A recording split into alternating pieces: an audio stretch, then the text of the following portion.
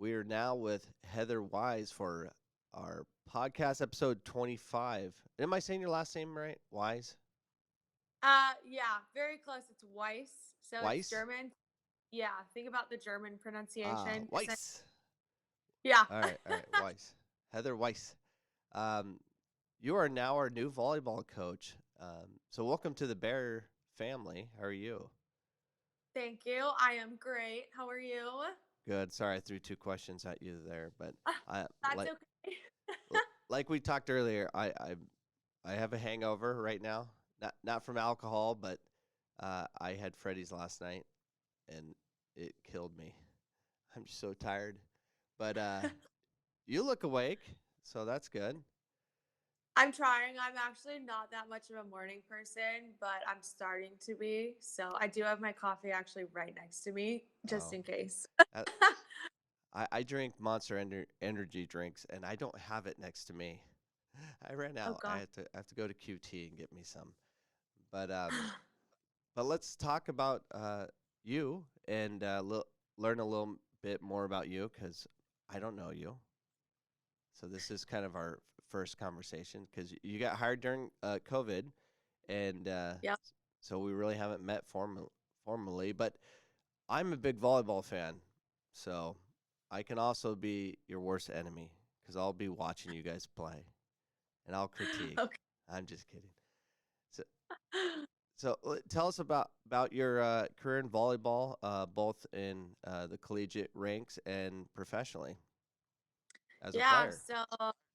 Yeah, I kind of bounced around a lot, so it could be a little hard to follow since I move a lot. But I started in Michigan, where I'm from. I did my indoor there at Wayne State University. It's in Detroit, Michigan. So I did 3 years there. I actually graduated early with my undergraduate degree, which is nice. Then I decided to switch to beach in college just because you could play an extra year, and who doesn't want to play more instead of going to the real world. So I went to Florida Atlantic for a year. I started a master's program there. Got actually the hang of beach pretty fast, so I decided to go out to the West Coast and finish my playing career at Long Beach State, where I ended with my master's in sports management. And then I knew I did not want to be done playing, so I went back to indoor actually after being like a practice player essentially for the last 6 months of my master's with their indoor team.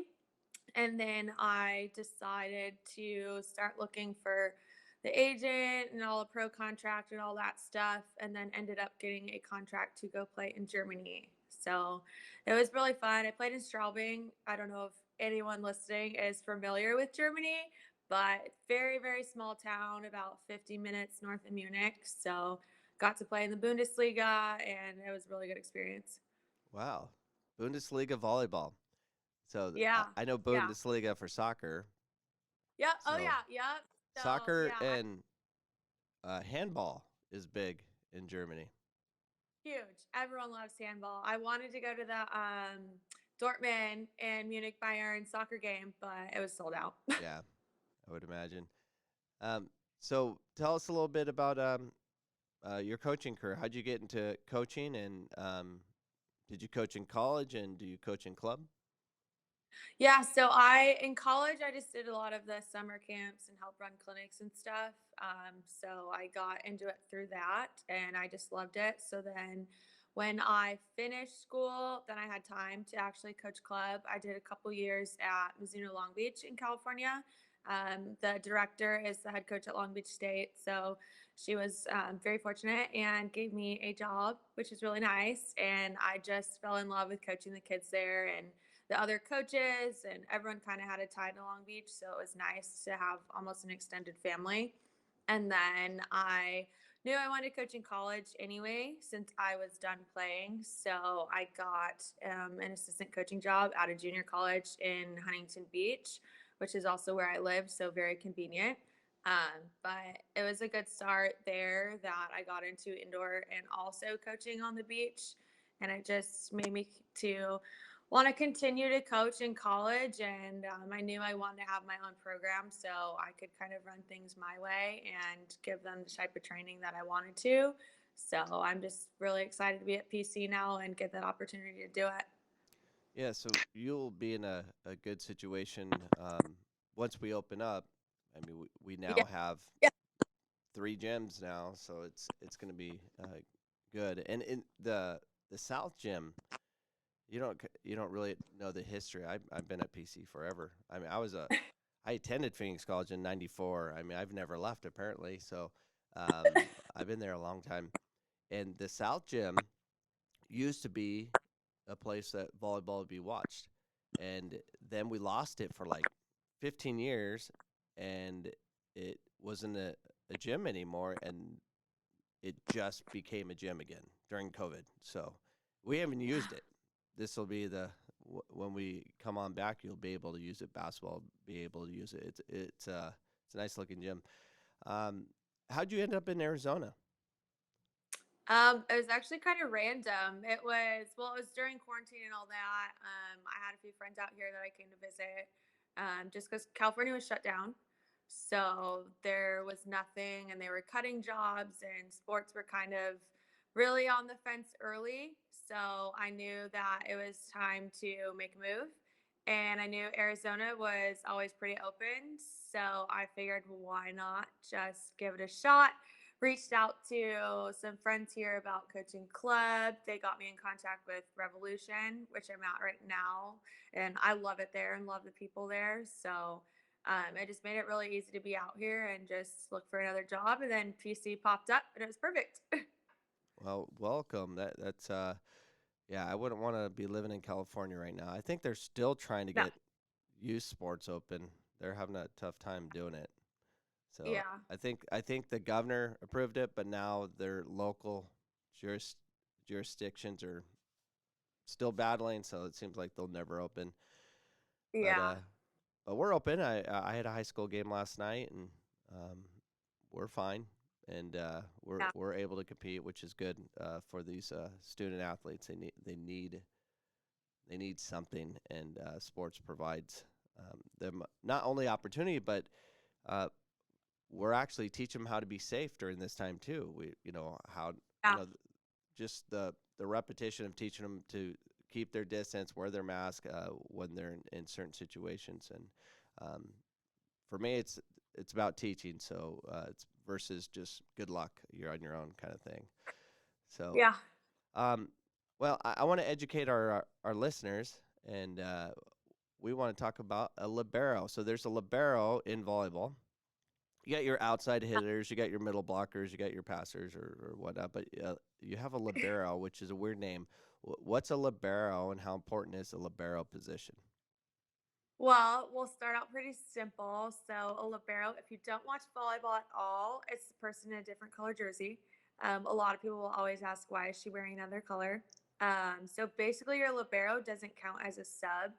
So, that may seem like foreign language to some people. To some people, they'll get it right away. But they go in for your middle blocker and they pass in every rotation and also play defense for the middle blocker as well. So, essentially, they're your best passer and best defender on the court at all times, which is nice. Um, Very important because you need that person to lead your back row. It's tough for someone else to do it because they're always rotating through. So that is a super important position for that. So if I'm serving the ball, Yes, you want to avoid serving it to the libero. absolutely. Don't hit the different color jersey. Got it. That's So why they stick out. Don't want to hit it. that's good. So that's what a libero is. So I'm sure a lot of Yeah. people would want to know or never heard that there is a libero. But Yep. yeah, I'm a big volleyball guy. Mostly sand, just because we didn't really have 5 man when I grew up.